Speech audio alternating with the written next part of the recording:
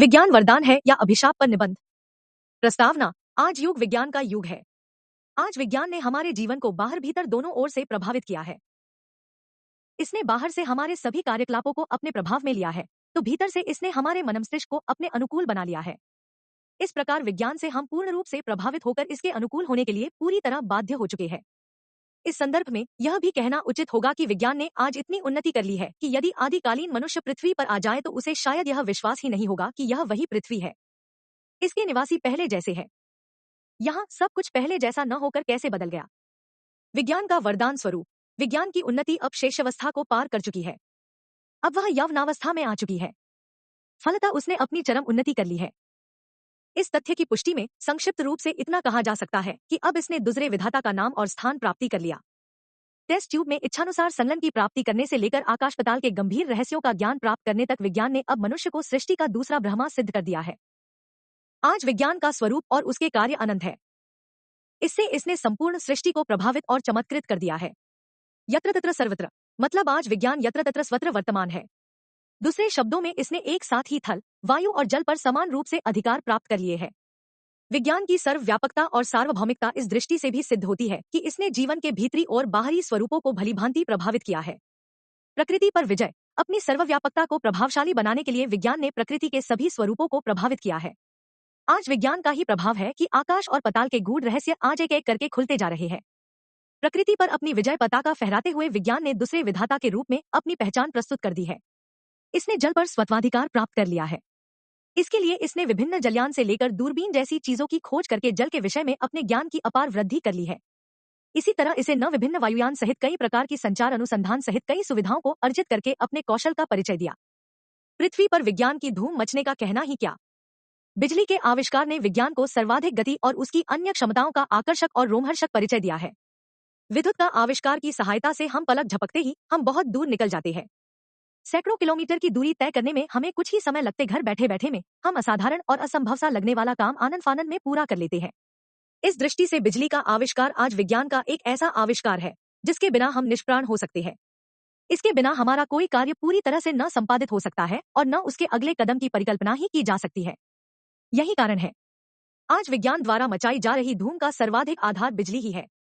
मनोरंजन के क्षेत्र में विज्ञान सचमुच में वरदान सिद्ध हुआ है। उसने हमारे लिए अपेक्षित मनोरंजन के साधनों को उपलब्ध कराया है। इस दृष्टि से दूरदर्शन की भूमिका सर्वाधिक महत्वपूर्ण है। इसके विभिन्न चैनलों से हम मनचाहे कार्यक्रमों को देखरेख करके अपना पूरा मनोरंजन कर सकते हैं। चलचित्र, video game, photo camera, tape recorder, V cassette आदि विज्ञान प्रदत्त मनोरंजन के श्रेष्ठ साधन है। चिकित्सा के क्षेत्र में विज्ञान ने चिकित्सा जैसे क्षेत्र में अद्भुत प्रगति की है। विभिन्न प्रकार की शल्य चिकित्सा करके हमारे जीवन को बड़ा ही सुखमय बनाने के अवसर प्रदान किए हैं। एक्सरे के द्वारा शरीर के भीतर सूक्ष्माति सूक्ष्म रोगों का दर्शन बड़ी सहजतापूर्वक हो जाता है। आज के विज्ञान ने ब्रेन ट्यूमर, कैंसर, क्षय रोग, टीबी, टेटनस आदि प्राणघातक असाध्य रोगों को भी साध्य बना करके हमारे जीवन को पूर्णता स्वस्थ रहने में योगदान प्रदान किए हैं। यातायात के क्षेत्र में आज विज्ञान ने यातायात के क्षेत्र में अपने प्रभाव को फैला दिया है। आज विज्ञान के द्वारा मनुष्य कुछ ही समय में हजारों किलोमीटर की दूरी तय करते रेलगाड़ी, हवाई जहाज, हेलीकॉप्टर आदि विज्ञान की अद्भुत देन है।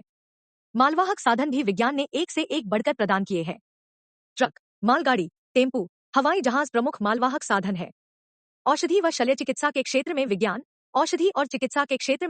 ने अद्भुत साधन प्रदान किए हैं। इस दृष्टि से असाध्य रोगों के निदान के लिए विभिन्न प्रकार की औषधियों की विज्ञान ने खोज की है। बिल्कुल असाध्य रोगों के निदान के लिए विज्ञान ने अद्भुत शल्य चिकित्सा उपलब्ध करा दिया है। इस दृष्टि से एक्सरे की खोज विज्ञान की सचमुच में एक अद्भुत खोज है। इससे शरीर के अति सूक्ष्म भागों के आसान से चित्र आ जाते हैं। मनोरंजन और संचार के क्षेत्र में विज्ञान ने हमें विभिन्न प्रकार की संचार सुविधाएं प्रदान किए हैं। वायरलेस इस दृष्टि से विज्ञान की सर्वाधिक देन है। इससे हम कहीं भी संदेश भेज सकते हैं और कहीं से प्राप्त कर सकते हैं।